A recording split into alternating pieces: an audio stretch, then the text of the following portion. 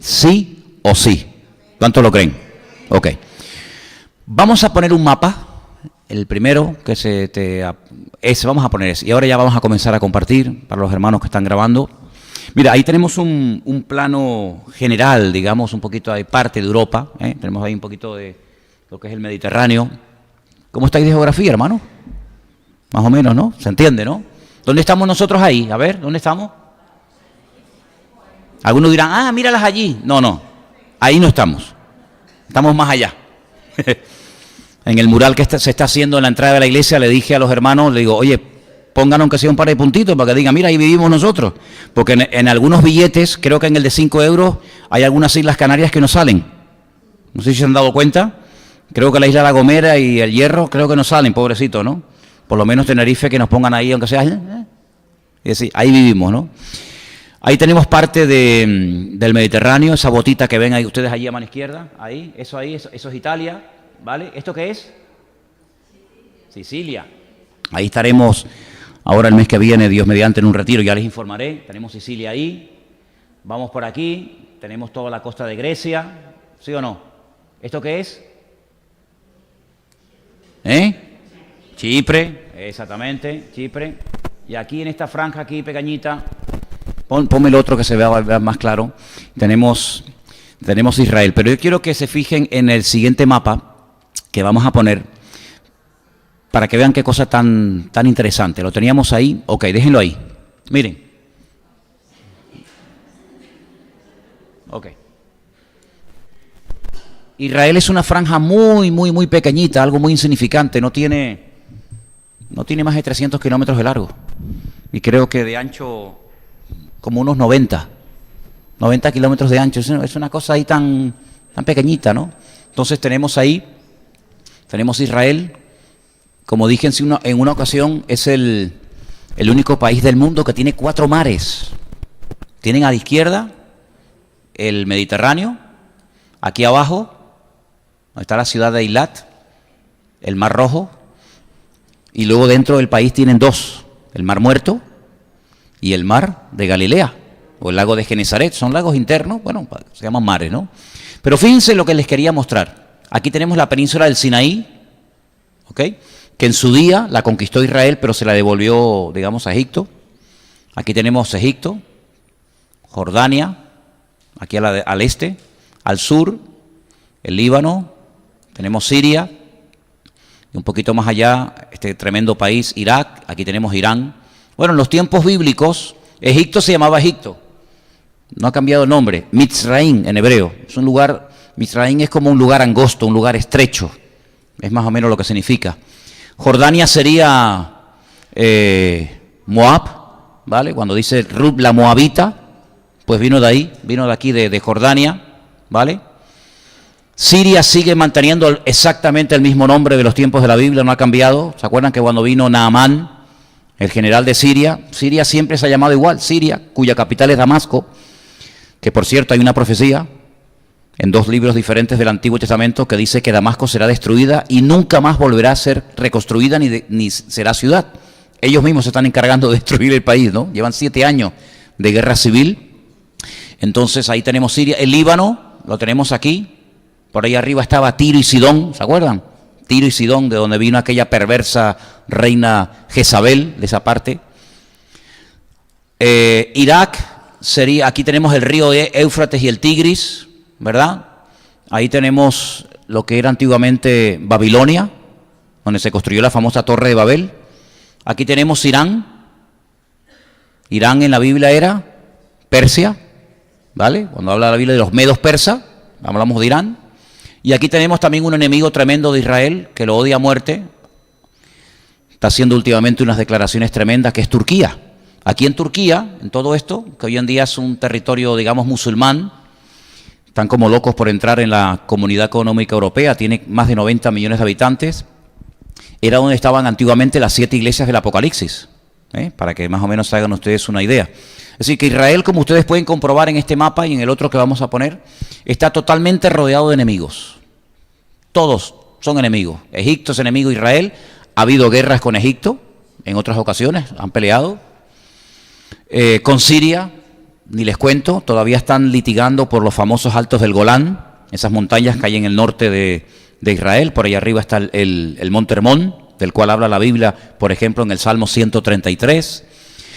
Bueno, sabemos también que Turquía, que estaba por aquí arriba, como lo vimos antes, también va a tener un papel muy importante en todo el tema de las profecías. Tenemos, ¿cómo es? Aquí tenemos, por la zona esta, tenemos Irak, que eran los caldeos, de donde vino Nabucodonosor, ¿vale? Enemigo tremendo. Saddam Hussein mandó un montón de misiles contra ciudades en Israel, no sé si ustedes se acordarán de aquello. Y después, más aquí, más a la derecha, digamos, a la izquierda de ustedes, tenemos Irán, que Irán, el sueño de Irán es, ponme lo anterior, el sueño de Irán es destruir el Estado de Israel. Y aparte de esos enemigos que odian a Israel a muerte y que lo que quieren es arrasarlos de la faz de la tierra, también hay enemigos dentro. También hay enemigos dentro. Es como si en tu casa estás rodeado, todos los vecinos te odian, te quieren matar, pero dentro en la habitación del fondo hay también enemigos, ¿no? Y bueno, Irán tiene en el norte, aquí en la parte norte de Israel, fíjense lo pequeñito que es Israel, aquí arriba en el norte, en el Líbano, está financiando un grupo terrorista, que es un grupo terrorista de los más poderosos del mundo, Hezbollah, y está financiado por armamento ruso y por Irán. Y ha habido guerras, ya ha habido también guerras en otro momento. Bueno, quiero decirles que desde el 48 y este año, ahora el mes de mayo, el mes que viene, Israel cumple 70 años desde su independencia. Ha habido varias guerras también, por supuesto, con el Líbano. Y ahí es donde está el famoso ejército de Hezbollah, que ellos tienen ya, no de ahora, ya hace tiempo, ellos dicen que tienen ya más de 100.000, no me he equivocado, 100.000 misiles apuntando hacia Israel en este momento. 100.000 misiles. Hace unos días me llamaron desde Israel y me comentaban, antes de que saliera incluso en las noticias, ya me había llegado la noticia a mí de que Israel atacó Siria. Porque lo que está ocurriendo es que se está preparando todo para lo que vamos a leer ahora, para que se cumplan las profecías. Saben que en Siria ha habido y hay una guerra civil terrible. Creo que ya lleva más de 7 años. Estamos viendo imágenes terribles donde las personas están muriendo, perdónenme, como las cucarachas, fulmigados, asfixiados porque se están utilizando armas químicas. En Siria hay arsenales de toneladas y toneladas de armamento químico que mata a la gente como si fueran cucarachas, ¿vale? Entonces, esas armas químicas están ahí. Irán quiere poner bases militares en Siria, porque ahí hay una unión entre Siria, el presidente sirio, que es un demonio, pero los que quieren ocupar el lugar son aún peor. Entonces, Rusia, por supuesto, siempre está en medio, con armamento, con tanques, con misiles, etcétera, etcétera. Entonces Israel es un país tan pequeño que no puede esperar que le ataquen para responder, sino que de vez en cuando Israel hace lo que se conoce como ataques preventivos. ¿Sí? Antes de que me ataques y me destruyas, si yo sé que estás montando todo para atacarme, tengo que atacar yo antes de que me ataques, porque como tú seas el primero en darme, me borras de la faz de la tierra. Ya los enemigos que rodean a Israel no son como antaño, que había un armamento tal vez muy obsoleto. Hoy en día cualquier enemigo que rodea a Israel, incluido Siria, Irán, Líbano, etcétera, tiene un armamento tremendo. Irán presume de que ya tiene misiles que en cuestión de minutos pueden llegar desde Teherán hasta Tel Aviv, hasta Haifa. De hecho, hace unos días el presidente de Irán dijo que ya tienen misiles apuntando y en cuestión de minutos pueden destruir la ciudad de Tel Aviv y pueden destruir la ciudad de Haifa. Bueno, eso es lo que ellos dicen, que ocurra es otra cosa, pero por lo menos es lo que dicen y lo han de intentar. Entonces Israel atacó hace unos días unas bases militares iraníes donde había mucho material ruso, y esto, claro, ha traído una situación muy complicada en esa parte del mundo. Y entonces, aparte del ataque químico que ha producido hace unos días en Siria, saben que Estados Unidos se está preparando para que en cualquier momento puede comenzar a atacar Siria y destruir esas bases y esos armamentos. Pero hoy decía Rusia, Putin decía que cualquier misil que lancen por tierra, por mar o por aire, ellos lo van a interceptar y van a defender con uñas y dientes a Siria. Es decir, que en este momento están involucrados los Estados Unidos, Francia, que ya ha dicho que también va a atacar, Inglaterra, que también ha dicho que va a colaborar en el ataque. Ya tenemos 3, tenemos a Irán 4, tenemos a Siria 5, tenemos a Rusia 6, tenemos a Arabia Saudita 7, tenemos a Líbano 8. Es decir, ya tenemos más de 12 o 15 naciones involucradas en este lío. Si esto no es una guerra mundial, pues entonces no sé lo que llaman guerra mundial, ¿vale? Entonces, todo esto que está ocurriendo y más ya está claramente escrito en la palabra de Dios. Entonces, lo bueno de todo esto, ¿qué es? Lo malo que se está poniendo todo. Eso es lo bueno. Lo malo nos indica que viene lo bueno. Vamos a leer el Salmo 83, un salmo extraordinario, donde aparecen unos nombres que son los países que les acabo de mencionar, pero con otro nombre. Pero son los mismos, el mismo espíritu, el mismo deseo de destruir, de borrar de la faz de la tierra a Israel, porque la lucha es una lucha también de tipo espiritual. No es una lucha por territorio, no es una lucha por tierra, es una lucha para que quede bien claro que el Corán, que el Islam y que Mahoma tiene más capacidad y más poder y más autoridad que el Dios de Israel, así de claro.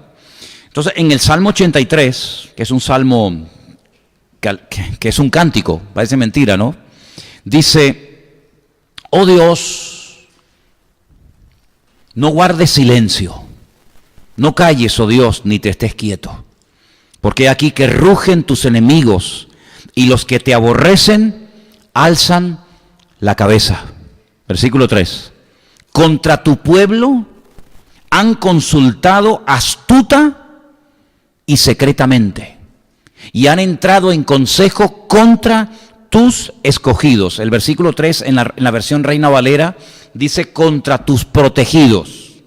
Aquí dice contra tus escogidos, porque es otra versión. Versículo 4. Han dicho, escuchen, venid y destruyámoslos para que no sean nación. Pero ¿esto cuándo se escribió? ¿Esta mañana? Porque da la impresión de que se reunieron esta mañana los libaneses, los iraníes, los rusos, los sirios, y dice, bueno, lo que tenemos que hacer es destruir a esta gente para que no haya memoria del nombre de Israel y para que no sean nación. No, esto no se escribió esta mañana, esto lleva ya miles de años escrito, fíjate, para que no haya memoria del nombre de Israel. Bueno, esto no es algo nuevo, este espíritu de destruir a este pueblo siempre ha estado, va pasando de generación en generación. Ya Amán, ¿se acuerdan? En el libro de Esther, ya él quería exterminar, borrar de la faz de la tierra a esta nación, a este pueblo, ya lo intentó, ¿vale? Por lo tanto, no es nada nuevo. Ya Hitler también lo quiso hacer en la Segunda Guerra Mundial. Por lo tanto, no es algo que nos tiene que tomar de sorpresa, es el mismo espíritu, la misma actitud, el mismo objetivo, pero van pasando los tiempos. Dice en el versículo 5, porque se confabulan de corazón a una, contra ti han hecho alianza, contra Dios. El objetivo es luchar contra Dios. Las tiendas de los edomitas, ¿quién era Edom? Bueno, pues Edom, quiero recordarte que es el nombre que recibe Esaú, ¿vale? Esaú, ¿quién era Esaú? El hermano que odiaba a Jacob, su hermano gemelo. Esos son los edomitas. Entonces, ahí habla de los edomitas y de los ismaelitas. Ahora, cuando tú estudias profecía, los rabinos interpretan que Edom es Europa, ¿vale? Eso es lo que se suele interpretar siempre. Y después dice, estamos en el versículo 6, las tiendas de los edomitas y de los ismaelitas. ¿Quiénes son los ismaelitas? Los ismaelitas son los árabes. Pero el problema es que mucha gente se confunde y dice, árabes son todos. No, mira, por ejemplo, los iraníes no son árabes. Los iraníes se enfadan si tú le dices que son un árabe. Ellos hablan árabe para leer el Corán, pero ellos son persas. Los egipcios no son árabes. Muchos son musulmanes, muchos leen el Corán en árabe, pero los egipcios no son ismaelitas, no son árabes. ¿Árabes quiénes son? Pues los de Arabia Saudita, los de Qatar, los de Emiratos Árabes, ¿verdad? Los jordanos son árabes. Sí, uno también tiene que saber a qué se refiere el Señor cuando habla de árabes o cuando habla de ismaelitas. Entonces, fíjate, menciona a Edom, digamos Europa, menciona a los ismaelitas. Ismael es el padre de las naciones árabes, fue el primer hijo que tuvo Abraham con Agar, ¿se acuerdan? Por eso dice Moab. ¿Quién es Moab? Ya lo vimos en el mapa. Moab es Jordania. ¿Y de dónde salió Moab? De una relación extraña de Lot con sus hijas. ¿Se acuerdan que las hijas pensaban que el mundo había sido destruido, que el único hombre que quedaba sobre la faz de la tierra era su padre? Entonces, claro, estas dos chicas dicen, bueno, pues vamos a acostarnos con nuestro padre, lo emborrachamos, mantenemos relaciones con él para que no se extinga la raza humana. Entonces, una se acostó con él y la otra también, y entonces quedaron embarazadas, y una llamó a su hijo Moab y la otra lo llamó Amón. Así que los moabitas y los amonitas son descendientes de las hijas de Lot y de Lot, que a su vez era sobrino de Abraham. Así están todos emparentados de alguna manera, ¿no? Y dice, y los agarenos. ¿Y quiénes son los agarenos? Los descendientes de Agar. ¿Y de dónde era Agar? Era egipcia. Es decir, Abraham se fue de Egipto, pero el faraón le hizo un regalito, menudo regalito. Le dijo, toma, llévate a esta chica para que sea tu sierva, con la cual tuvo relaciones, y Agar es egipcia. Y tuvo un hijo, y fue Ismael. Y después dice Jebal, ¿lo veis ahí, versículo 7? Jebal, ¿quién es? El Líbano. Líbano es Jebal en la Biblia. Amón, ahí están los jordanos. Amalek. Bueno, Amalek es un poquito más complicado porque Amalek es un enemigo también con unas connotaciones un tanto extrañas, ¿no? Fue el enemigo que dice la Biblia que tendría Israel guerra contra él de generación en generación. Los amalecitas, ¿se acuerdan? Cuando Saúl perdonó a Agag, el rey de los amalecitas, que no lo quiso destruir, y toda aquella historia. Después dice los filisteos. Bueno, los filisteos eran los que vivían en la costa de Israel. Algunos dicen, los palestinos son los filisteos. No, los palestinos no son filisteos. Los palestinos toda la vida fueron jordanos, ¿vale? Y de la noche a la mañana comenzaron a llamarse palestinos. Eso de palestinos es un cuento chino porque Palestina nunca existió, ¿vale? El pueblo palestino fue el nombre que le pusieron los romanos, Filistea, Palestina.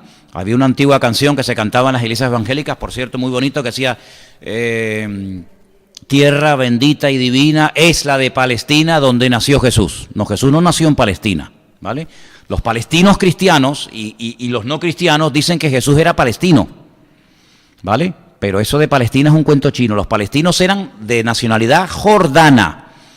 Y cuando Jordania entró en guerra, en una de las guerras con Israel, le dijo a muchos que vivían en Israel, que eran con pasaporte, con nacionalidad jordana, salgan del país, que nosotros en pocos días los echaremos al mar. Claro, Israel está en estrechito, Jordania empieza a atacar del este hacia el oeste, dice, los tiraremos al mar y allí se ahogarán todos, y después cuando los derrotemos, entren al país. Pero se fueron muchos y todavía no han vuelto porque perdieron la guerra, y no solamente perdieron la guerra, sino que perdieron mucho territorio. De hecho, cuando vamos a Israel, yo les llevo a ustedes a campos que todavía están minados, por donde se puede transitar para poder ir al río Jordán, a la frontera más estrecha que existe entre Israel y Jordania, donde ahí enfrente, ahí en aquella escalera, ves ahí sentado con la bandera, en la garita, en el puesto de guardia, el soldado jordano haciendo guardia, y aquí, en medio del río Jordania, aquí ves a los soldados israelíes, ¿no? Entonces perdieron muchísimo territorio, pero los palestinos no son los filisteos. Los filisteos era un pueblo que tenían 5 ciudades en Israel en aquel tiempo, que eran los que vivían en la costa mediterránea, que eran Gaza. Por eso, claro, como los palestinos hoy en día viven en el territorio donde vivían antiguamente los filisteos, que era la Franja de Gaza, Ecrón, Asdod, Gat y todas esas ciudades, pues dicen, bueno, los palestinos de hoy en día son los filisteos de antaño. No, no tiene nada que ver. Los filisteos, su origen es de la isla de Creta, ¿vale? Para que sepan. Pero era un pueblo que siempre tuvo guerra contra Israel. Y después dice también aquí, aparte de los filisteos, dice, y los habitantes de Tiro. Tiro está en el Líbano, así que también el Líbano tendrá que ver. Dice, también el asirio. ¿Quién era el asirio? El de Irak. Entonces fíjense que los pueblos que estamos mencionando aquí son los mismos pueblos que todavía, miles de años después, siguen uniéndose para atacar a Israel. Entonces uno dice, pero bueno, entonces no ha cambiado nada. Ha cambiado el nombre de algunos países, pero el espíritu y el deseo de destruir a Israel sigue siendo exactamente el mismo. Y entonces dice, también el asirio se ha juntado con ellos, sirven de brazo a los hijos de Lot. Ya les dije que los hijos de Lot son los amonitas y los moabitas, los del este, los de Jordania. Y ahora dice el salmista, hazles como a Madián. Claro, ahora ustedes tienen que leer la historia de Gedeón cuando ataca a los madianitas, ¿se acuerdan? Y los destruye con aquellos 300 campesinos que apenas tenían una trompeta y un cántaro con aceite dentro, y derrotaron a todo un ejército enorme de madianitas. Dice, hazles como a Sísara, como a Jabín en el arroyo de Sisón, que perecieron en Endor, fueron hechos como estiércol para la tierra. Pon a sus príncipes como a Oreb y a Zeeb, como a Zeba y a Salmuna, todos sus príncipes. Claro, ahí tienen que leer ustedes la batalla que tuvo Gedeón con estos reyes para que vean cómo quedaron totalmente arrasados, cómo quedaron totalmente destruidos. Entonces, invocando lo que pasó en esa guerra, esa tremenda derrota para el enemigo y una enorme victoria para el pueblo de Dios, pues el salmista dice, mira, así como pasó con aquellos reyes de la antigüedad, hazlo hoy en día a todos estos reyes. Vuelve a ponerme el mapa, por favor. Entonces, se está preparando todo.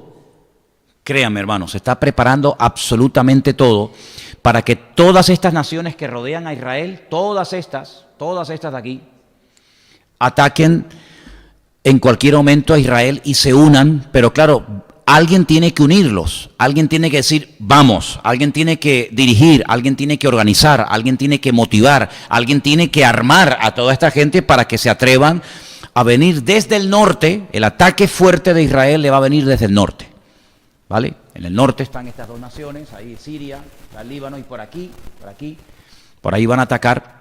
Aunque dice también que en los últimos tiempos este río, aquí está el Tigris y el Éufrates, por eso se llama Mesopotamia, ¿vale? Estos ríos formaban parte del jardín del Edén. Cuando ustedes leen, por ejemplo, la descripción que se hace en el libro del Génesis acerca del territorio en el que vivía Adán y Eva, bueno, pues el territorio del jardín del Edén iba desde aquí, desde estos ríos, el Tigris y el Éufrates, hasta aquí, hasta Egipto. Todo esto era el jardín del Edén. Y bueno, hay una tradición que dice que Dios creó el mundo desde Jerusalén, que está ahí en el centro. Porque la geografía bíblica es muy pequeña. Cuando usted lee en la Biblia el norte, el sur, me dice, bueno, pero ¿cuál es el punto de partida? ¿Desde dónde tengo que ver el norte y el sur? Desde Israel. En la geografía bíblica no entra todo lo que es Latinoamérica, Centroamérica, Norteamérica, ¿vale? El que no se mencione, cuidado, el que no se mencione, por ejemplo, en la Biblia a los Estados Unidos, no significa que esa gran potencia, ese gran país, no tendrá nada que ver en los últimos tiempos. ¿Cómo no va a tener nada que ver? Por supuesto que va a tener nada, claro, tiene que ver, pero el que no se le mencione no significa de que va a dejar de existir. Le pongo un ejemplo. Cuando la gente dice, pero bueno, si la Biblia habla de Adán, y habla de Eva, habla de Caín, y habla de Abel, y después habla de un tercer hermano que se llamaba Set, ¿con quién se casaban los hijos? Porque, por ejemplo, dice la Biblia, cuando el Señor le dice a Caín que va a ser un ser errante por todas las naciones de la tierra, y le dice, oye, los que me vean me van a matar. Y dice, pero bueno, ¿quién te va a ver si solamente la Biblia menciona 5? Es que la Biblia no es un libro que habla de todos y cada uno de los personajes que existieron. Por supuesto que Adán y Eva tuvieron que tener un montón de hijos y muchas hijas, sin lugar a dudas, pero no se mencionan todas y cada una de ellas, porque si no la Biblia, hermano, sería un libro, imagínense, de 10 kilómetros de ancho y 10 kilómetros de alto, ¿no? Entonces la Biblia es un resumen de las personas que tienen que ver algo directamente con la historia bíblica, pero no se menciona a todo el mundo. Pero el que no se mencione no significa de que no existían, ¿me explico? Entonces el que no se mencione en temas proféticos, por ejemplo, directamente a Estados Unidos, no significa de que los Estados Unidos no va a jugar un papel, entre comillas, fundamental o importante en los últimos tiempos. El que no se menciona un tema no significa de que no esté implícito en el tema, ¿no? La Biblia sí habla mucho acerca de los enemigos principales que van a atacar a Israel en los últimos tiempos, ¿vale? Son enemigos que entre ellos han tenido guerras. Por ejemplo, Irán con Irak tuvo una guerra. Pero se van a unir en los últimos tiempos los enemigos porque tienen un enemigo en común. Y ese enemigo en común es Israel. Ahora ustedes fíjense, por ejemplo, el territorio de Arabia Saudita, que no sale todo ahí. No sé si en el otro mapa, Arabia Saudita es un país inmenso, con unos recursos naturales espectaculares. El petróleo que tienen esos países, como por ejemplo Arabia Saudita, Irán, Kuwait, que lo tenemos aquí abajo chiquitito, Irán, Turquía. Miren el territorio de Turquía en comparación con Israel. Israel es una miniatura. Miren esta cosita tan chiquita aquí. En comparación con Jordania, con Turquía, con Egipto. Son países inmensos, países gigantescos, con millones de habitantes. Por ejemplo, como les mencioné antes, Turquía tiene más de 90 millones de habitantes. Israel tiene 7 y medio, de los cuales 1,5 millones son árabes, con nacionalidad judía, nacionalidad israelita. Es un país muy pequeño, sin esos recursos naturales tan tremendos como pueden tener otros países, pero es el lugar donde Dios decidió que su pueblo vivieran. Sí, dice la Biblia en el principio de los tiempos que Dios repartió a las naciones su territorio. Y el problema está cuando una nación quiere tener más de lo que le corresponde y quiere salir de sus fronteras y conquistar otros lugares. Dios le dio a cada pueblo las 70 naciones que se mencionan en el libro del Génesis, 70 naciones, por supuesto hay muchas más, pero de esas 70 nacen las demás. Les dio un territorio y les dijo a los chinos, ustedes se quedan aquí, y a los árabes se quedan aquí, y a los jordanos se quedan aquí, y no sé qué. Sin embargo, también tenemos que partir de la base de que a Israel le ofreció mucho más territorio del que actualmente tiene, ¿vale? Eso es una cosa que tienen que tener en cuenta y vamos a verlo ahora en el libro de Josué, el capítulo 1. En el libro de Josué, capítulo 1, el Señor establece las fronteras de Israel. Y como yo les dije en una ocasión, hay 2 preposiciones en la Biblia que son muy importantes. Una es desde y la otra es hasta. Es decir, el Señor dice desde aquí hasta aquí, ese va a ser el territorio que ustedes van a tener. Ahora, Israel nunca ha tenido ese territorio, ¿vale?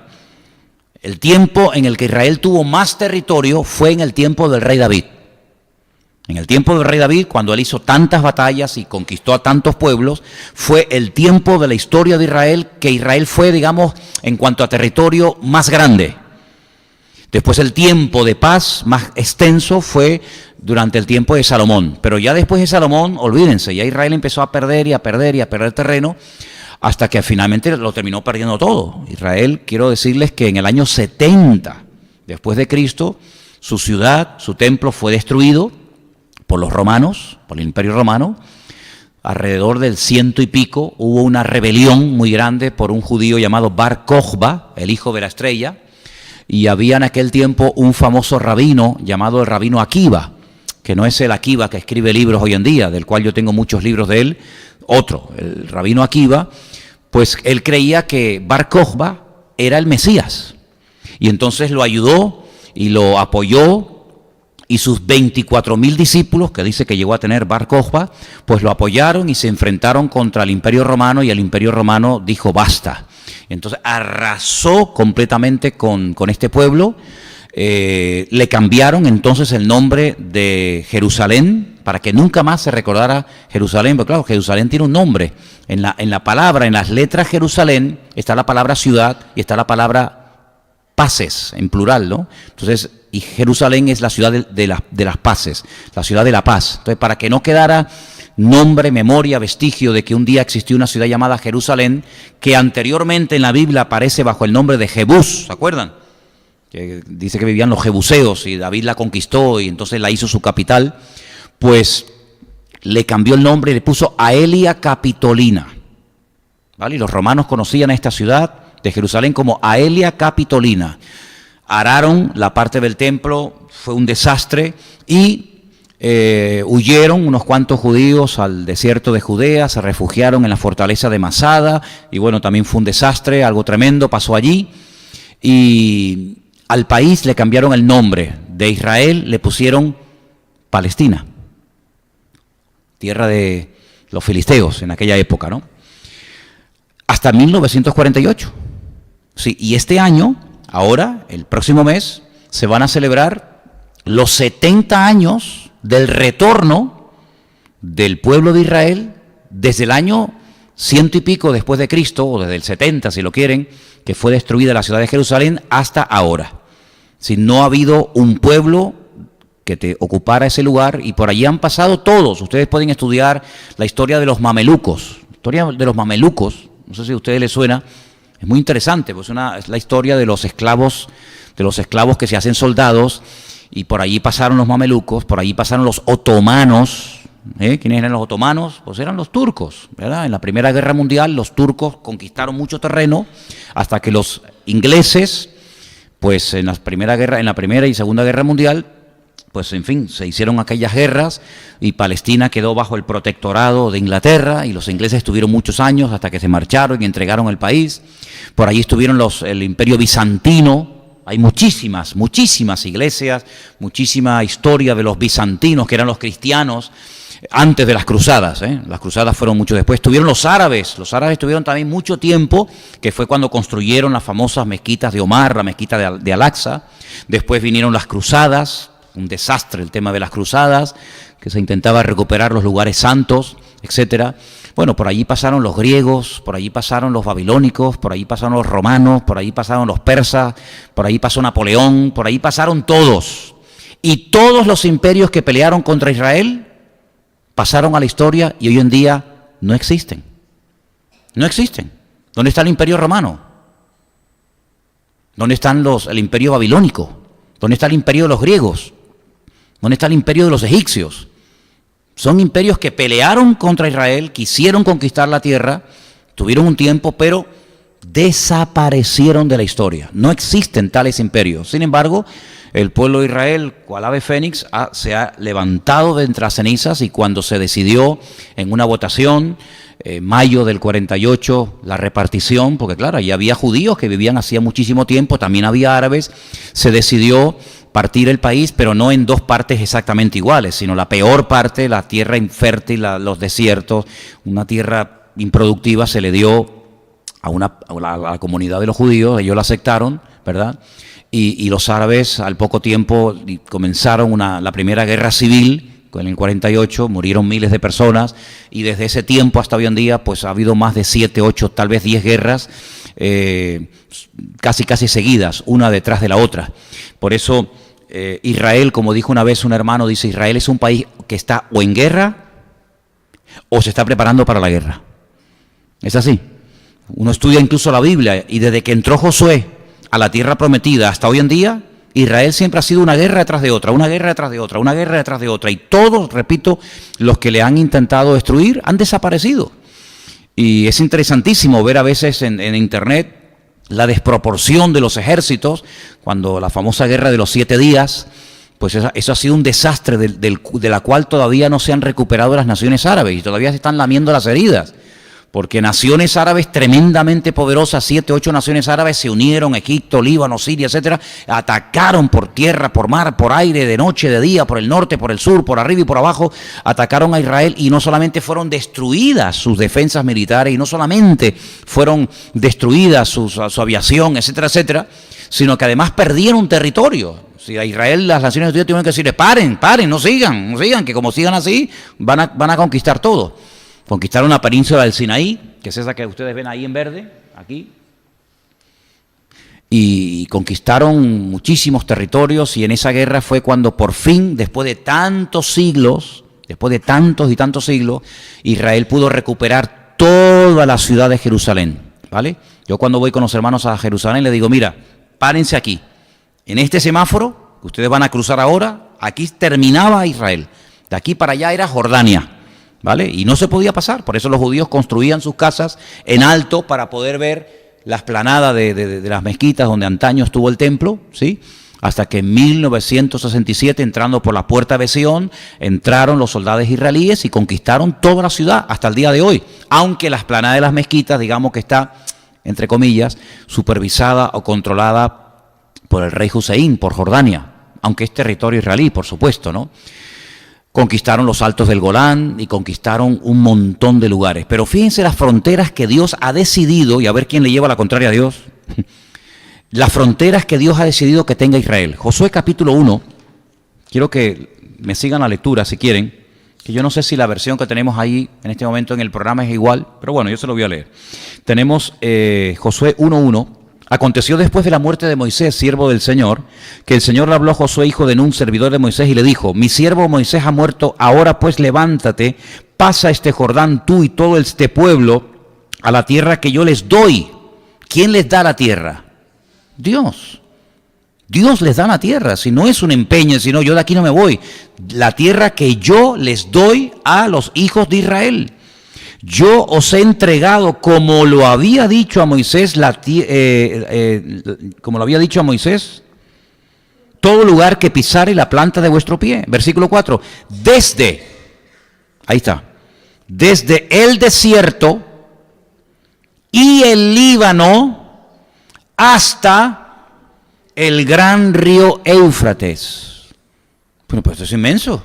Bueno, es curioso que en algunas monedas de Israel aparece el mapa de toda la tierra que aquí se menciona, desde el desierto, pasando por el Líbano, hasta el río Éufrates y Tigris. Fíjate el territorio que algún día, porque si Dios lo dijo, sí o sí esto se va a cumplir. Entonces fíjate las fronteras, desde hasta el gran río Éufrates, toda la tierra de los Eteos, hasta el gran mar, donde se pone el sol.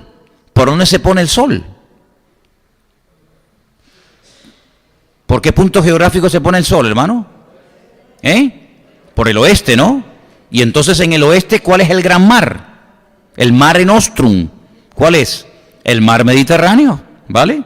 Aquí te lo está diciendo claramente el Señor. Será vuestro territorio. Nadie te podrá hacer frente en todos los días de tu vida. Como estuve con Moisés, estaré contigo, no te dejaré ni te desampararé. El Señor le dijo: mira, en ese país al cual ustedes van a entrar ahora, hay 7 naciones que se han metido antes que ustedes. Y se han metido antes que ustedes no porque les pertenezca, sino porque la tierra estaba vacía. Ustedes estaban en Egipto, habían estado allí, Abraham, Isaac, ¿se acuerdan? Jacob, pero ellos tuvieron que ir a Egipto, por el caso de Abraham, el caso de Jacob, y en Egipto los hicieron esclavos y estuvieron siglos. Claro, durante esos siglos que ellos estaban en Egipto viviendo, aquí, en esta zona del río Nilo, pues la zona de Canaán, la tierra prometida, no estuvo vacía. Se metieron los cananeos. ¿Quiénes son los cananeos? Los descendientes de Can. ¿Y quién es Can? Bueno, pues Can es un hijo de Noé. ¿Cuántos hijos tuvo Noé? Según la Biblia, 3. Sem, Can y Jafet. Ah, interesante. Los cananeos son los descendientes de Can. ¿Y los descendientes de Sem? Los israelitas. ¿Y los de Jafet? Todos los demás.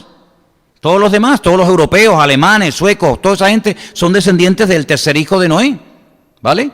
Entonces, cuando ellos llegan a la tierra prometida y entran con Josué, aparte del tiempo de cautiverio o de esclavitud, estuvieron 40 años en el desierto. Cuando ellos llegan a Canaán, la tierra está ocupada. Es como si tú te vas. Bueno, me contaban los hermanos antes del culto, Alexis y su esposa, que le habían hecho una visita en su casa en este tiempo que han estado fuera.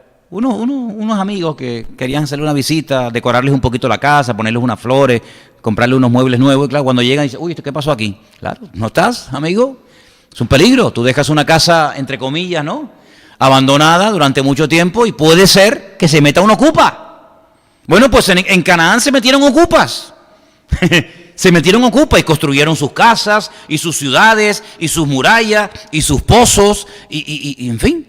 Entonces el Señor le dice: cuando ustedes entren a esa tierra, ustedes se van a encontrar pozos que ustedes no cavaron, pero esos pozos son de ustedes. Y se van a encontrar casas construidas que construyeron otros para ustedes. Entonces cuando entren en la tierra de Canaán, a esas 7 naciones, dile: ¿se van por las buenas o por las malas? De los 7, un pueblo se fue. Eso es verdad, hay que decirlo todo, ¿no? Un pueblo dijo, nos vamos. Ok, no pasó nada, ahí siguen existiendo todavía. Los demás dijeron, no, aquí no nos vamos. Entonces, bueno, hazles la guerra.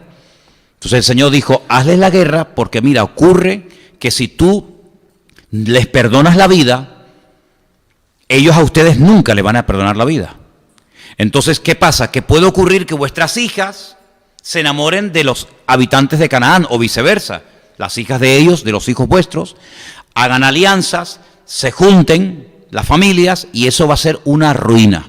Por lo tanto, tienen que echar a esas naciones, por las buenas o por las malas, tienen que destruir sus altares, no caigan en la trampa, no caigan en el error de mirar sus dioses, y como vuestro Dios no tiene forma, y los dioses de ellos sí, no se casen, ustedes con los dioses de los cananeos, porque van a ser vuestra ruina.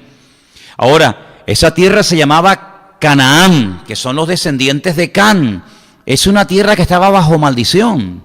¿Y de dónde sacamos eso? Bueno, ustedes saben que cuando Noé salió del arca, dice que plantó una viña, se dedicó a la agricultura, y dice que plantó una viña. Claro, el hombre llevaba tanto tiempo sin beber nada, que ustedes saben que cuando una persona lleva tiempo sin beber, tú te tomas un vasito de vino, una cerveza, lo que sea, y puede ser que se te suba la cabeza, ¿sí o no?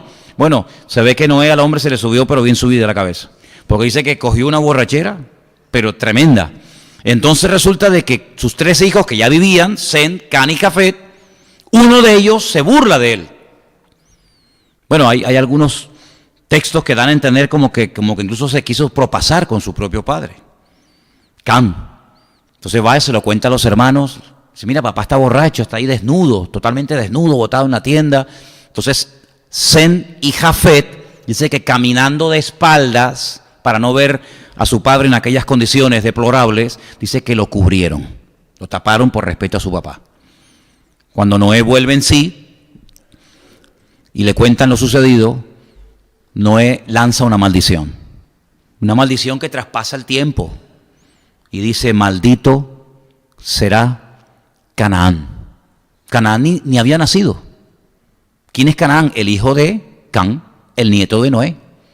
Entonces, si la tierra se llamaba Canaán, quiere decir que todos los cananeos estaban bajo una maldición, y los cananeos eran terribles, idólatras, santeros, espiritistas, una promiscuidad sexual terrorífica, tenían cultos a todo lo habido y por haber, tenían cultos, perdonen que les sea tan directo, pero es que es la realidad, tenían un ídolo que se llama Baal Peor. Baal significa señor, la palabra Baal no es mala, de hecho, esposo o mi marido se dice Baal, Baalí, ¿no?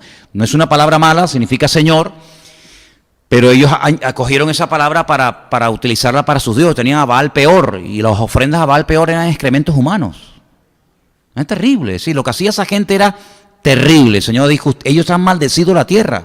Si lo que esa gente hace quemando a sus hijos, queman a sus hijos, son bárbaros, son salvajes.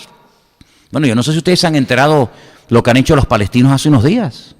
Los palestinos tuvieron una época en la que salían por las calles con cuchillos apuñalando al que cogieran. Y hirieron y mataron a unos cuantos en Jerusalén, en la puerta de Damasco, ni te cuento. Pero ese sistema ya después lo dejaron y se dedicaron a atropellar a la gente con coches que estaban en las paradas. Cogían el coche y ¡bum!, se lanzaban y los mataban. Y si los dejaban medio vivos, salían y le daban y tal. Entonces ustedes pueden ver prácticamente en todas las paradas de guagua, en todas las paradas de autobús de Israel, que hay como unos bloques de hormigón enormes para que la gente esté detrás del bloque de hormigón, no sea que un loco de esto venga y se te tire y te mate. Pero ya ese sistema lo dejaron. Ahora lo último que han hecho es convocar a 30 o 40 mil palestinos en la franja de Gaza, en el sur, y quemar nada más y nada menos que 10.000 gomas, 10.000 neumáticos, ruedas de coche, para hacer un impacto ecológico terrorífico, ¿verdad? Entonces han hecho una humareda tremenda. Yo he llamado a Israel, he hablado con Guido, con Adolfo, y bueno, gracias al Señor no había llegado el humo todavía a sus casas, pero la iglesia, por ejemplo, de Guido se habían reunido para orar, pero claro, eso es una contaminación tremenda de la fauna, de la flora, de los seres humanos. Imagínate, 10.000 gomas ardiendo. Eso es un disparate. Y entonces, con esa cortina de humo, acercarse a la valla de Israel, romperla, meterse dentro 30 o 40.000 personas y comenzar a diestra a siniestra, cortar cabezas, violar mujeres, asesinar niños, algo tremendo, tremendo. Los francotiradores de Israel dispararon, sobre todo a la gente que ya más o menos tenía localizada, creo que mataron a 15 o 16 o 20 personas, y fue un escándalo tremendo cuando el otro día el presidente de Siria fulmigó a 150 personas y dejó a más de 1.000 y pico personas heridas y no ha pasado nada, ¿verdad? Y bueno, algo realmente tremendo, tremendo, tremendo. Cogieron burros, como un insulto a Israel, los cubrieron con banderas israelíes, y lo que no le podían hacer a los israelíes lo han hecho con burros, los han matado a palos y les han prendido fuego con la bandera de Israel por encima. Los soldados israelíes están dedicando ahora a ir a buscar a los burritos que están por ahí con las patas partidas, heridos, quemados, para llevárselos y curarlos. En fin, auténticos salvajes, auténticos salvajes. Hay una expresión hebrea que se dice Pere Adán, que significa salvaje, hombre. Pere es salvaje, despiadado. Adán es hombre. Y cuando iba a nacer Ismael, el padre de los árabes, el Señor le dijo a Abraham y le dijo a su madre, dice, será un Pere Adán.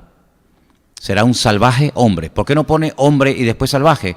Para que tome más significado la actitud, el espíritu que tendrá este pueblo, un pueblo despiadado, un pueblo que son capaces de mandar a los niños pequeños a primera línea con bombas y que se exploten, y eso es un honor, porque cada terrorista que se inmola, cada niño, cada persona que se inmola, que se mata, después le pasan un sueldo a la familia, le ponen una plaza, una calle con su nombre, y es un héroe, y bueno, y encima se va directamente al paraíso con no sé cuántas vírgenes por la eternidad para él solo. Algo tremendo, algo realmente tremendo. Es así como se enseña en la otra parte de la frontera un culto a la vida y el respeto a la persona, en este lado es todo lo contrario. No hay respeto al ser humano, el fin justifica los medios y se hace un culto a la muerte. De hecho, el Corán es lo contrario a la Biblia. En la Biblia se potencia la vida, en el Corán se potencia la muerte. En la Biblia dice, amarás a tu prójimo como a ti mismo, y en el Corán dice, si encuentras a uno que practica el sábado o el domingo, coges y lo matas.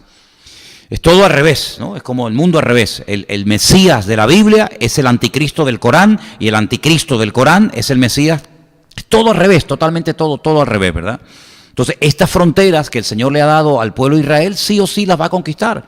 Pero en los últimos tiempos vamos a ver cómo desde el norte va a venir una confederación de naciones de millones, estamos hablando de cifras astronómicas, de millones de personas que van a atacar a Israel desde el norte, entrando por el norte. Y donde se describe con pelos y señales, donde se nos habla acerca de esta inminente invasión a Israel. Bueno, pues en el capítulo 38 del libro de Ezequiel, que yo quiero leer unos textos, porque en esta noche estamos estudiando este tema, y quiero que presten atención porque es algo tremendo lo que aquí se describe. Desen cuenta que, por ejemplo, el rey David, que es el rey más importante de toda la historia de Israel, es un nombre que empieza y termina con la misma letra. En hebreo es la letra Dalet de David y termina con la misma letra. Pues God, que es el líder de esta confederación de naciones, empieza con la misma letra Gimel, la letra G en este caso, y termina con la misma letra, como una imitación. El diablo siempre intenta imitar todo lo que tiene que ver con el Señor, y God es el nombre que recibe el líder que va a unir a estas naciones que van desde el norte a atacar al pueblo de Israel. En la última ocasión que viajé a Israel, que fue en enero, y también otro viaje que hice, creo que fue en octubre, noviembre, la sensación que yo tuve en esos viajes no la había tenido nunca. Había una excesiva calma, una calma tensa. Es como lo que va a ocurrir antes de un huracán. Saben que cuando va a venir un huracán hay una calma que no se mueve ni una hoja. Dice, oye, no hay ni pájaros, ¿no? No hay pájaros, las hormigas desaparecen, los perros huyen, una calma total y de repente ¡bum!, viene un huracán y lo arrasa todo, ¿no? Pues esa era la sensación. Y hay hermanos en Israel en este momento que están teniendo esa sensación. Si hay demasiada calma, pero al mismo tiempo hay como una tensión de que tarde o temprano lo que dice la Biblia se va a cumplir. Y fíjense que a qué extremos han llegado algunas iglesias evangélicas en algunas partes del mundo, que lo que han hecho es, se van a Jerusalén, concretamente a la zona de lo que llaman vulgarmente el Muro de las Lamentaciones, el Cótel, y se ponen a orar para que no venga Gog a atacar a Israel y para que no venga la guerra y para que... Bueno, miren, hermanos, ¿saben una cosa? Hay cosas que aunque usted ore por ellas, van a ocurrir sí o sí. Usted puede orar que Dios le proteja, usted puede orar que Dios le... Por ejemplo, el Señor dice, orad para que vuestra huida no sea en invierno. Bueno, el Señor me permite... ¿no? Pero me dice, ay de las que estén encintas en aquellos días, ¿no? O sea, hay cosas por las cuales podemos orar, circunstancias que se pueden cambiar con la oración, pero no podemos orar para que Cristo no venga, no podemos orar para que el anticristo no aparezca, no podemos orar para que Israel no sea invadida. Sí, hay cosas que sí o sí van a ocurrir. Ahora, dice la Biblia, velad y orad, pero cuando sale el sol, sale para los buenos y para los malos, y cuando llueve nos mojamos los creyentes y los ateos. Sí, hay cosas en la vida que no se pueden evitar, lo que tenemos que guardar nuestro corazón y nuestra relación con el Señor para que lo que ocurra a nuestro alrededor, pues el Señor nos guarde, pero eso no significa de que usted no puede morir en una guerra. ¿Lo que pasa? Que los cristianos no mueren en una guerra, no hay cristianos que mueren de infartos, y no hay cristianos que mueren de cáncer, y no hay hermanos que han muerto en un naufragio, y en un terremoto, y en un huracán. Ningún cristiano nunca muere torturado ni crucificado. Por favor, seamos serios en esto.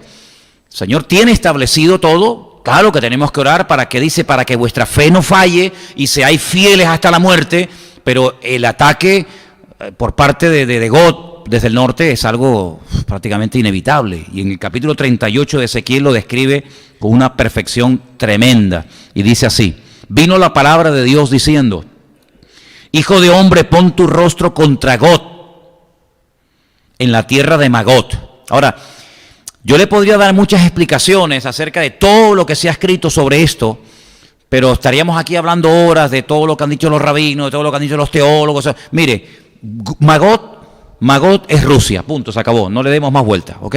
Si usted quiere, yo le doy los versículos, le doy los textos, le doy las explicaciones, le digo lo que significa en hebreo, lo que significa por aquí y por allá, pero para no estar perdiendo tiempo en esto, porque esto no es un seminario, esto es un culto normal de iglesia, Magot, métase en la cabeza de que es Rusia.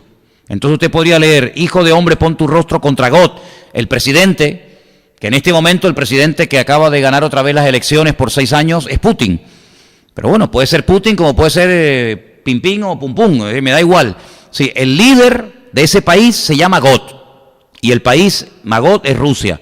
Príncipes soberanos de Mesec y Tubal, que son provincias, son regiones, son zonas de la zona del Cáucaso, la zona del Mar Caspio, del Mar Negro. Son todas las zonas que en este momento están bajo, la cobertura de Rusia, para que nos entendamos. Y entonces dice aquí, te quebrantaré y te pondré garfios en tus quijadas y te sacaré a ti y a todo tu ejército, caballos, jinetes, todos equipados, gran multitud con paveses y escudos, teniendo todos ellos espadas. Es decir, aquí habla de que es el Señor, no es que Gog, el líder en ese momento de Rusia, va a decir, bueno, vamos a atacar. No, no, no. Es el Señor el que dice, ven para acá. Dice que como que lo coge de aquí, de las quijadas. También habla de un garfio. Ustedes saben que hay animales, los toros, las vacas, que le ponen aquí un anillo, ¿no? Para poder controlarlo. Dice, yo soy el que te voy a llevar. Yo soy el que te voy a llevar con todo tu ejército. Armados hasta los dientes. Bien equipados. Claro, imagínense Rusia el potencial que tiene, ¿no? Dice, yo soy el que les voy a llevar. No presumas de que eres tú el que decide, soy yo el que muevo los personajes, uso a Faraón, o uso a Ciro, o uso a Nabucodonosor, da igual, soy yo el que te saca, ¿verdad? Y después dice, fíjate el versículo 5, fíjate, ¿a quién menciona? A Irán. Oye, qué casualidad que Rusia apoya a muerte a los iraníes. Es tremendo. Pero es que ya lo dice la Biblia en el profeta Ezequiel capítulo 38, que Gog, que es el líder, el presidente de Rusia, va a tener el apoyo de Persia. ¿Y quién es Persia? Es Irán. Pero uno dice, bueno, pero eso es muy difícil. No, es que ya es un hecho. Es que ya es un hecho en este momento, que Rusia e Irán son uno. De hecho, Putin acaba de decir hace 24 horas, misil que lancen los americanos contra Irán, misil que le intercepto. No voy a permitir que caigan en territorio sirio, ¿verdad? Porque también es un aliado, misiles americanos, Qus, Fud. Ahí te habla de países como, por ejemplo, Etiopía, países de África. Te habla, por ejemplo, de Turquía. Qué curioso las declaraciones que Erdogan, presidente de Turquía, está haciendo últimamente en contra de Israel, que son unos asesinos, que no sé qué, que no sé cuánto. Fíjate cómo menciona, todos ellos con escudo, con yelmo. Gomer es una de las regiones más importantes de Rusia, con sus tropas, la casa de Togarma. Todos son territorios, repúblicas soviéticas, de los confines del norte, y todas sus tropas, muchos pueblos consigo. Prepárate y apercíbete tú y toda tu multitud que se ha reunido a ti, y sé tú su guarda. De aquí a muchos días serás visitado. Al cabo de años vendrás a la tierra salvada de la espada. ¿Cuál es la tierra que ha sido salvada de la espada, de la destrucción? Israel. Una ciudad, un país que ha sido recogido de entre muchos pueblos. Israel. Israel ha sido salvada de la espada, de la destrucción total y absoluta. Un país que ha sido recogido de montones de naciones. Y te traeré a los montes de Israel, que siempre fueron una desolación, mas fue sacada de las naciones, y todos ellos morarán confiadamente. Subirás tú y vendrás como tempestad, como nublado para cubrir la tierra. Serás tú y todas tus tropas y muchos pueblos contigo. Si no, vendrás sola. No vendrás sola. Sabemos que Rusia no tiene ningún problema en invadir zonas que no le corresponde invadir. Lo hizo en Afganistán, lo hizo en Ucrania y lo ha hecho continuamente, invadiendo lugares, territorios, que después para sacarlos, madre mía, lo ha hecho continuamente. Así ha dicho el Señor: en aquel día subirán palabras en tu corazón y concebirás mal pensamiento. Ahora algunos dicen, bueno, ¿y por qué Putin todavía no ha atacado a Israel? Bueno, hay cosas curiosas. Putin fue criado por una familia judía. Putin habla hebreo. Putin tiene, entre comillas, una buena relación con Netanyahu, el presidente de Israel, porque tiene como una especie de agradecimiento, porque una familia judía, cuando sus padres iban a trabajar y él era muy pobre, vivía en no sé qué sitio, le daban de comer y lo atendían. Pero olvídense de eso, hermano. Olvídense de eso. Dice que llegará el momento en el que vendrán malos pensamientos, sea él o sea quien sea en el futuro, no lo sé, ¿verdad? Subirán malos pensamientos a su corazón y dirá, ahora es el momento, ahora es el momento de atacar.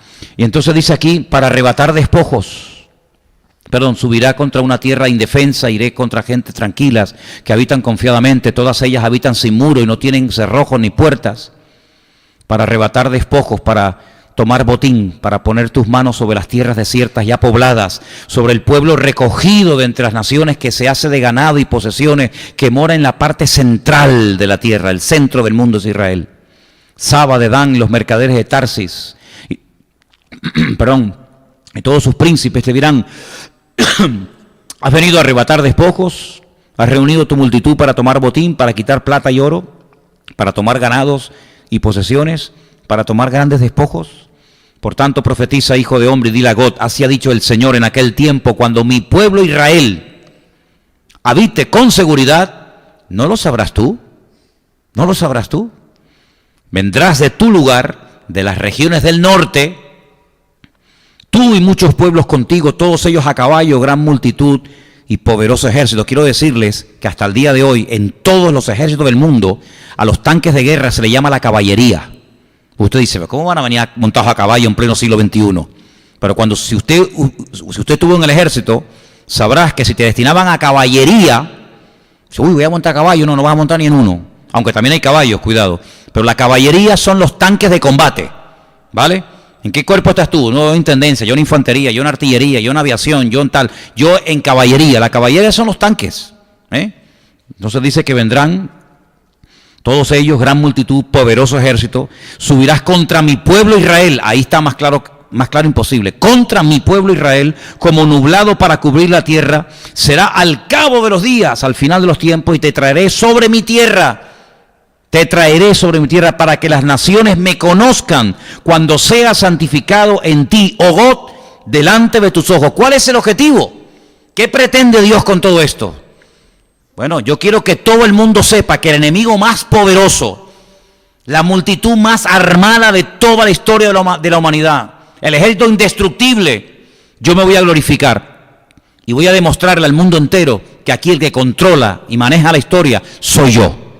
Y yo me voy a glorificar, pues claro, si traigo al más débil, dice, hombre, claro, al más chiquitito, al que no tiene armamento, eso le gano yo también. No, tráigame al más grande, al más poderoso, al mejor armado. Y cuando yo lo derrote, todas las naciones sabrán que si yo he derrotado a este, cualquier enemigo puede ser destruido. Así ha dicho el Señor, verso 17. ¿No eres tú aquel de quien hablé yo en los tiempos pasados por mis siervos los profetas de Israel, los cuales profetizaron en aquellos tiempos que yo te habría de traer sobre ellos? Es que ya está todo escrito. Aquí no hay plan B, aquí hay un solo plan y se va desarrollando poco a poco. En aquel tiempo, cuando venga God contra la tierra de Israel, dice el Señor, subirá mi ira y mi enojo. Porque he hablado en mi celo y en mi fuego y en el fuego de mi ira, que en aquel tiempo habrá gran temblor sobre la tierra de Israel. Fíjate, algo que aún no ha ocurrido, ya Dios te lo cuenta como algo que ya ocurrió, porque Dios cuenta la historia desde el principio. Claro, el hombre cuando habla de historia te cuenta lo que ha pasado, pero Dios te cuenta la historia desde el principio, porque Él conoce el principio y el fin. No hay nada que se le oculte. Porque he hablado en mi celo, dice, que los peces del mar, las aves del cielo, las bestias del campo y toda serpiente que se arrastra sobre la tierra y todos los hombres que están sobre la faz de la tierra temblarán ante mi presencia. Se desmoronarán los montes y los vallados caerán y todo muro caerá a tierra. Versículo 21. Y en todos mis montes llamaré contra él la espada, dice el Señor, la espada de cada cual contra su hermano. Ahora, no es la primera vez, ustedes conocen Biblia y la han leído, no es la primera vez que un enemigo que va a atacar a Israel se termina matando entre ellos. No es la primera vez, usted lo sabe. Usted sabe que cuando, por ejemplo, Gedeón, con 300 campesinos, fue a pelear contra una multitud incontable, al final la multitud se mató entre ellos. Y eso se va a volver a repetir. Vienen armados hasta los dientes y al final se matan entre ellos. ¿Cómo puede ser eso? ¿Verdad? Y dice aquí, y yo litigaré contra él con pestilencia y con sangre, haré llover sobre él, sobre sus tropas y sobre sus muchos pueblos que están con él, impetuosa lluvia y piedras de granizo, fuego y azufre, y seré engrandecido y santificado y seré conocido ante los ojos de muchas naciones y sabrán que yo soy el Señor. Hace unos días, en pleno desierto, en varios países árabes, cayó una granizada tan grande que la gente que estaba allí en el campo, comiendo o preparándose para comer, tuvieron que salir corriendo. Como un anticipo, es decir, mira, granizando en el desierto. Una cosa impensable. Pero piedras, hermanos, como huevos de grande. Bueno, pues la Biblia dice, aquí no da el dato, pero en Apocalipsis nos dice que caerán granizos del peso de un talento. ¿Y eso cuánto es? ¿Cuánto es un talento? Esa medida hoy en día, ¿a qué equivale? 45 kilos.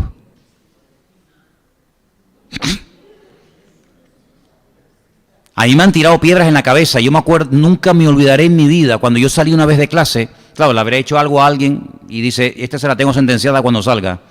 Yo salí de clase y yo ni la vi venir, ni sé, nunca supe quién fue. Me lanzaron una piedra aquí en el hombro, pero un dolor, hermano, terrible. Nunca me enteré. Pero ustedes imagínense lo que es una piedra desde el cielo.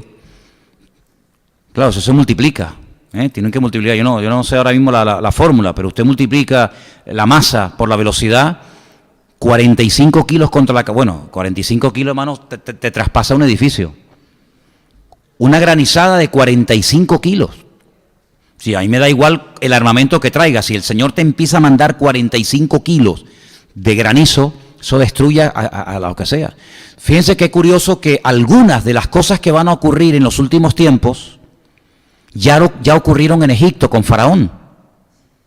Faraón era la potencia militar número 1. Y el Señor arrasó, destruyó. Y una de las cosas que mandó, ¿qué fue? El granizo. El granizo arrasó con todas las cosechas, con todos los árboles, que hasta el día de hoy Egipto no ha levantado cabeza. Entonces, en los últimos tiempos dice el Señor que mandará una lluvia tremenda. Y mira lo que dice aquí. Tú pues, hijo de hombre, profetiza contra. Todo lo que profetiza Ezequiel siempre es contra, nunca es a favor. Siempre es contra God.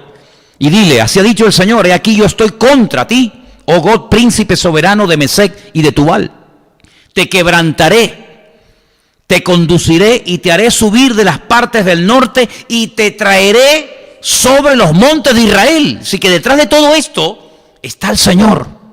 Es Dios el que dice, tranquilo, no se preocupen, si yo soy el que lo voy a traer, pero le voy a dar una tunda, le voy a dar una cuerada, que va a decir, amada, ahora salí de mi casa. Te hubieras quedado quietito, porque te vas a ir calentito. Te vas a ir que, bueno, no se va a ir, ya verás lo que le va a pasar. Pero mira qué bueno es el Señor. Fíjate. Sacaré tu arco de tu mano izquierda, te derribaré tus saetas de tu mano derecha. Sobre los montes de Israel, escucha, caerás tú y todas tus tropas. Y los pueblos que fueron contigo, a las aves de rapiña de toda especie y a las fieras del campo, te daré por comida. Bueno, si yo soy God, yo digo, yo no voy allí ni loco. Porque lo que me está diciendo es que mi cuerpo se lo van a comer los buitres, se lo van a comer las aves de rapiña. Es decir, estate quietito, God, estate quietito, Gojito, estate quietito. Y dice, sobre los montes de Israel caerás, sobre la faz del campo caerás, porque yo he hablado, dice el Señor. Enviaré fuego contra Magot, contra Rusia, sobre los que moran con seguridad en las costas, y sabrán que yo soy el Señor. Haré notorio mi santo nombre en medio de mi pueblo Israel, y nunca más dejaré profanar mi santo nombre, y sabrán las naciones que yo soy el Señor, el Santo de Israel. Ahora, tiene que ser algo muy contundente, tiene que ser algo muy claro para que la gente diga, no, esto no es casualidad, esto no es que ellos son más fuertes que, no, esto es que es la mano de Dios. Porque al principio Faraón decía, yo también lo hago. A ver, tienen ustedes la vara, y se convertía en serpiente, decían, nosotros también lo hacemos. Hubo un momento en el que Faraón dijo, esto es mano, esto es dedo de Dios, esto ya no soy capaz de hacerlo. Bueno, pues llegará un momento en el que será tan clara la intervención divina que todas las naciones de la tierra dirán, esto es Dios, esto no tiene otra explicación más que una explicación divina, esto es el Señor. Los moradores de las ciudades de Israel saldrán, escucha, y encenderán y quemarán armas, escudos, paveses. Bueno, aquí te hablan en el lenguaje de la época, ¿no? Metralletas, cañones, bazocas, lanzas, los quemarán en el fuego, ¿cuánto? 7 años. 7 años, utilizando todo el combustible, utilizando todo lo que esa gente trajo para destruir Israel. No traerán leña del campo ni cortarán árboles, sino que quemarán las armas en el fuego, despojarán a sus despojadores, como fue en Egipto, que se fueron, pero no con una mano delante y una mano detrás, se fueron ricos porque despojaron a Egipto. Robarán a los que le robaron, dice el Señor, en aquel tiempo, mira la misericordia de Dios. Yo daré a God lugar para sepultura allí, en Israel, en el valle de los que pasan al oriente del mar, y obstruirá el paso de los transeúntes, pues allí enterrarán a God y a toda su multitud, y lo llamarán la tierra de Amón God, que significa multitud de God. Y uno dice, bueno, ¿y por qué el Señor le permite sepultura en Israel? Porque el Señor no olvida ni lo bueno ni lo malo que el ser humano haya hecho. God es un descendiente de Jafet, no es descendiente de Can, no es descendiente de Sen, es descendiente de Jafet. Y Jafet, en Génesis capítulo 10, dice la Biblia que cubrió a su padre cuando estaba desnudo, lo cubrió, no lo avergonzó, no lo humilló, sino que lo tapó. Y como un descendiente de Jafet, así como el descendiente de Cam fue maldito y había que destruirlo, God, como descendiente de Jafet, el Señor le dirá, has venido contra mi pueblo, has venido a destruir mi ciudad de Jerusalén, has venido a borrar mi nombre sobre la faz de la tierra, pero yo te daré un lugar para sepultura, para que todo el mundo que pase por este lugar diga, ¿quién está enterrado ahí? ahí está enterrado nada más y nada menos que el peor enemigo de Israel. El que quiso destruirnos, ahí está enterrado como señal perpetua de que hasta aquí llegaste, amigo. ¿Qué les parece? Tremendo. Y dice algo más, y la casa de Israel los estará enterrando por 7 meses para limpiar la tierra. 7 años quemando el combustible, quemando el armamento, y 7 meses enterrando muertos. Muchachos, ¿pero cuántos va a haber? Bueno, la Biblia dice que la sangre llegará hasta la altura de los frenos de los caballos. ¿Qué te parece? Toda esta batalla, ¿dónde se va a llevar a cabo? En el valle de Josafat, o el valle de Meguido, que es un valle espectacular que va desde la costa de la ciudad de Haifa, casi hasta el norte de Israel, ¿verdad? Un valle gigantesco. Napoleón, cuando lo vio, porque Napoleón estuvo en Israel, se quedó mirando. Él desembarcó en en Jope, y cuando él vio aquel valle dijo, este es el valle perfecto para librar a cabo una gran batalla. Pues en ese valle se va a llevar a cabo esta batalla, tremendo, y dice, los enterrará todo el pueblo de la tierra y será para ellos un día célebre en el que yo sea glorificado. Tomarán hombres a jornal para que vayan por el país con los que viajen, para enterrar a los que queden sobre la faz de la tierra, a fin de limpiarla al cabo de 7 meses. Hermanos, 7 meses enterrando muertos, eso es una barbaridad. Millones. Jamás ha habido tantos millones de soldados con el único propósito de destruir a un solo pueblo. Pero ¿saben? Si ustedes leen Zacarías capítulo 14, yo les voy a pedir que lo lean esta noche tranquilitos, ahí en casa, antes de irse a dormir. No tengan miedo de que van a tener pesadillas. No, Zacarías 14 es muy bueno. Dice, esta será la plaga con la que el Señor herirá a todos los soldados, a todas las personas que dijeron vamos a subir y destruir a Israel y a destruir Jerusalén. Ezequiel habla de granizo, Ezequiel habla de terremoto, pero Zacarías da un dato más y dice, esta será la plaga, el castigo, con la que el Señor va a herir a los que se levantaron con el propósito de destruir a Israel. Miren qué interesante. Y dice así, para que veáis lo interesante que dice la Escritura. Esta será la plaga con la que el Señor herirá a todos los pueblos que pelearon contra Jerusalén. La carne de ellos, escuche bien, la carne de ellos se corromperá estando ellos sobre sus pies, y se consumirán en las cuencas sus ojos, y la lengua se les va a deshacer en su boca. Si a ti te pegan un tiro, tú caes al suelo y mueres.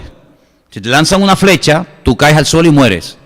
Pero esta es la única vez que la gente se muere de pie, porque en la vida, cuando uno muere, cae.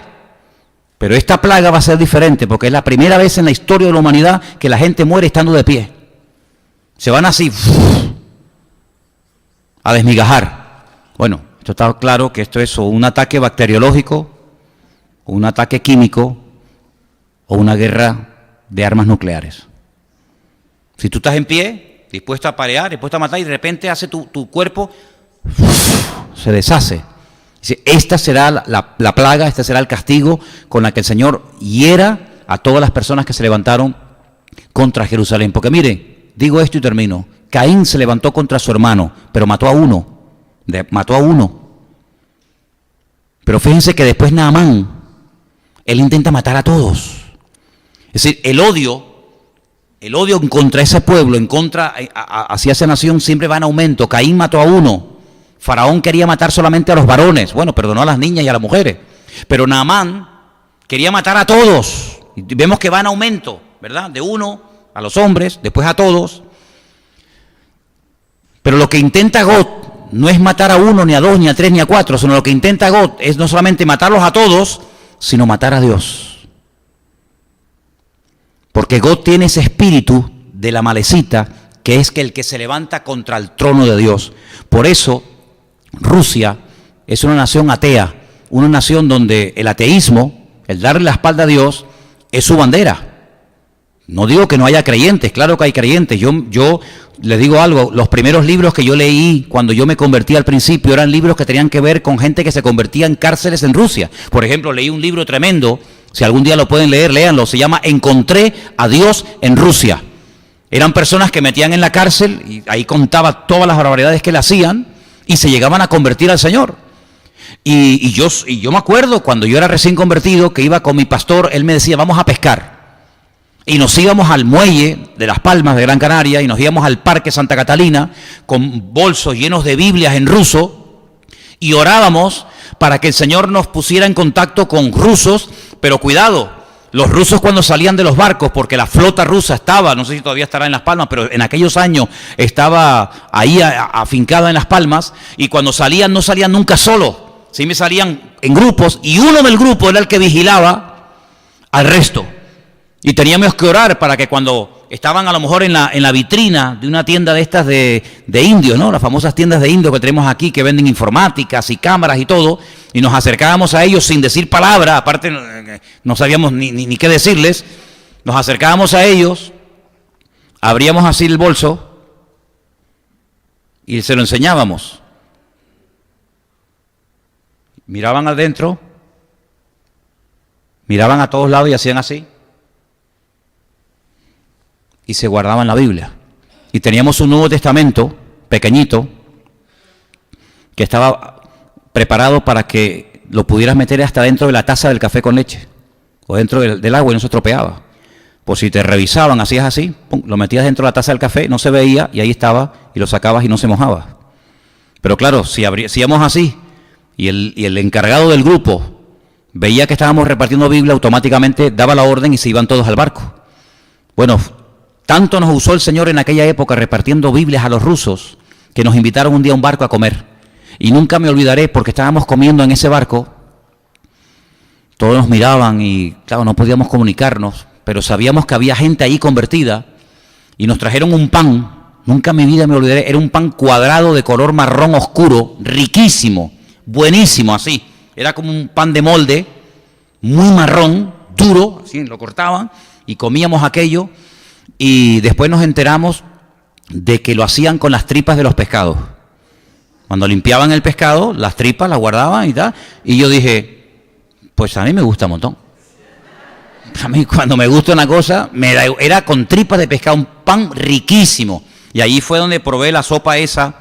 ¿Cómo se llama la sopa, Esteban? Esa sopa caliente, picante, Bosch, no sé qué, una sopa, Bosch, esa, y ahí comíamos esa sopa caliente, picante. Después nos ponían también, ¿cómo se llama? Yo decía, no, eso no. La bebida esa blanca, la vodka. Digo, no, vodka déjalo para otro día. Y el Señor nos usó. Y cuando orábamos en aquellos años para que Rusia se abriera, pues nos vino a visitar un hermano que me acordé toda mi vida. La iglesia en la que yo me convertí eran bancos, como dije, no eran sillas. Y él predicaba siempre sentado en el banco, pero así en la parte de arriba, ¿no? Se sentaba así, ¿me explico? Y él decía, es que yo no puedo estar mucho tiempo de pie por de tantas torturas que había recibido. Él predicaba sentado y él era parte del equipo del hermano Andrés. El equipo del hermano Andrés eran hermanos que se dedicaban en aquellos años a llevar de contrabando Biblias a Rusia. Y leí un libro en aquellos años, si lo pueden encontrar, búsquenlo, se llama El contrabandista de Dios. Y entonces este hermano contaba, claro, yo en aquellos primeros días de mi conversión, para mí aquello era, yo decía, yo quiero ser así. Por eso, claro, yo me volví loco, escuchando y viendo aquellos personajes que llegaban a mi iglesia, yo oía aquello y yo decía, claro, ¿cómo no voy a ser así como soy con aquel tipo de personaje, no? Llegaba y decía, ¿saben, hermanos? Nosotros nos compramos una caravana.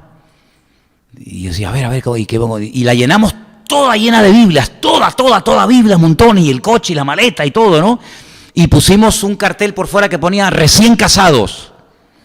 Y nos fuimos a la frontera de Rusia y cuando iban a llegar, se paraban y decían, Señor, hace 2000 años tú abrías los ojos de los ciegos.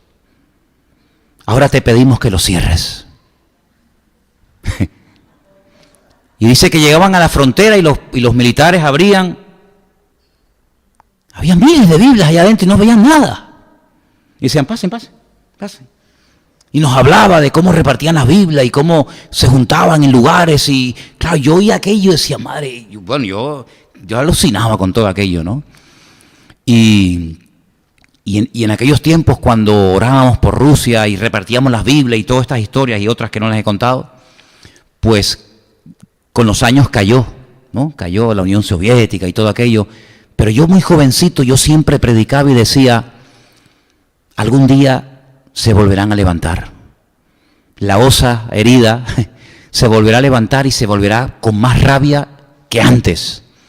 Y bueno, pasó lo de la perestroika y pasó todo aquello y el muro de Berlín y toda aquella vaina, pero sin embargo vemos que Rusia otra vez se ha levantado y ya hay persecuciones y ya hay cosas, y sabemos, porque se lo he leído esta tarde, no, ya sé que no aparece la palabra Rusia, pero es Rusia la que va a atacar junto con otras naciones a Israel, y probablemente lo veamos nosotros, fíjate lo que te digo, probablemente lo veamos, y va a ser algo muy pronto. Porque ya los Estados Unidos ha dicho, no vamos a permitir esto, y el otro ha dicho, pues venga, ven que te estoy esperando, y sabemos que hoy en día, en una hora, ¿qué? En una hora, en un minuto, cambia el mundo, en un minuto cambia todo. Por eso yo les digo, sí hermanos, estamos aquí, gloria a Dios, y cantamos, y todo lo que ustedes quieran, pero no se olviden de que las profecías tarde o temprano se van a cumplir. Ahora, yo no quiero que tengan esa actitud de temor, porque dice la Biblia que la profecía es como una antorcha que ilumina la oscuridad. Y cuando vemos que estas cosas se cumplen y vemos que los rusos, mira que hay países en el mundo y justamente se juntan con los iraníes. Y justamente se van al norte de Israel. Jolín, se podían haber ido a África, ¿no? Se podían haber ido, no, se van a ir a donde Dios diga que se van. Y van a venir y van a atacar y es algo inevitable. Pero detrás de todo esto está la mano de Dios que controla la historia y mueve a las naciones y a los líderes de las naciones como si fueran títeres en su mano. Y al final de todo esto, el objetivo de todo esto es que mi nombre sea glorificado y que todas las naciones de la tierra conozcan que yo soy el Señor. ¿Cuántos dicen amén? Entonces se acercan tiempos difíciles, claro, tiempos tremendos, que si el petróleo, que si la bolsa, que si esto, que si aquello, pero lo importante de todo esto es que lo que leemos aquí se está cumpliendo. ¿Cuántos dicen amén? Así que vamos a orar en esta tarde y vamos a pedir que nuestros ojos estén bien abiertos, bien abiertos. Ayer se celebró en Israel, no sé si ustedes vieron las imágenes, eso es único en el mundo, eso es digno de ver, ¿eh? Todo el país se para. Las autopistas con miles y miles y miles de coches se paran todos, se salen de los coches y se quedan así de pie sin moverse. Todos los que están por las calles se detienen, los que están sentados se ponen de pie. Ayer se recordó el aniversario de la Shoah, del aniversario del Holocausto. El Holocausto nace donde murieron millones de judíos, ¿verdad? Y ayer muchos de allí se asustaron porque todos los años hay exhibiciones militares de aviones, pero ayer como nunca antes se vieron demasiados aviones volando sobre la costa de Israel y se asustaron y llamaron por teléfono, oye, ¿qué está pasando? ¿Empezamos la guerra? ¿No empezamos la guerra? Es decir, hermanos, todo esto Juan lo vio en palabra profética, en visión, en sueños, Ezequiel, Daniel, Zacarías, tantos profetas. Ellos lo escribieron como algo que iba a ocurrir, y mira tú por dónde, a ti y a mí, capaz que el Señor nos permite ver lo que ellos escribieron. ¿Qué te parece? Tal vez te hubiera gustado al revés, ¿no? Pues yo estoy deseando ver todo esto, porque yo sé que detrás de todo esto está la mano de nuestro Dios, y si no pasa esto antes, Él no viene. Y como todos queremos que el Señor venga, primeramente hay que pasar por el fuego para después ver la bendición de Dios. Así que no tengan miedo, dale ahí gloria y honra al Señor donde está sentado y dile, Señor, prepara mi corazón, porque yo veo en tu palabra que todo está escrito con una perfección absoluta, no hay ni un solo detalle que no esté escrito, y tu palabra, Señor, es lumbrera a nuestro camino, es el pan de nuestra alma, y por eso queremos alimentarnos de ella y leer ahora más que nunca las profecías, escudriñar las Escrituras, porque ellas son las que dan testimonio verdadero de la verdad. Y queremos pedir por Israel, queremos pedirte por Jerusalén, queremos orar por todos nuestros hermanos, pastores y siervos tuyos que están en esa parte del mundo en este momento sirviéndote, sabiendo lo que viene, pero también sabiendo que todo está bajo la mano y el control de nuestro Dios. Trae paz a nuestros corazones, caerán a tu lado 1000, 10.000 a tu diestra, mas a ti no llegará, dice la palabra. Tú nos guardarás en completa paz, por cuanto nuestro corazón, nuestra mente en ti persevera. Te pedimos, Señor, que en estos tiempos difíciles y peligrosos tu iglesia se mantenga firme en la fe, que tu iglesia mantenga los ojos puestos en Cristo y que nada ni nadie nos distraiga, que nada ni nadie nos asuste, porque el perfecto amor echa fuera el temor. Y queremos, Señor, agarrarnos a ti más que nunca. Sabemos que el mundo va a ir de mal en peor, la maldad se va a multiplicar, pero el que persevere hasta el fin, ese será salvo. Y yo quiero ser eso, uno de esos, de los que perseveran hasta el fin, Señor. En el nombre de Jesús, Señor, ayúdanos y guarda nuestros pensamientos y corazones, que podamos, Señor, saber que nuestro Dios cuida de nuestra vida y que pase lo que pase, tú estarás con nosotros todos los días hasta el fin del mundo. Aleluya. Gracias, Padre, por tu presencia en nuestra vida y por haber llegado la verdad a nuestros corazones. En el nombre de tu amado Hijo Jesús. Amén y amén. Nos ponemos de pie, amados, en esta tarde. Vamos a, como siempre, hacemos, no porque sea menos importante,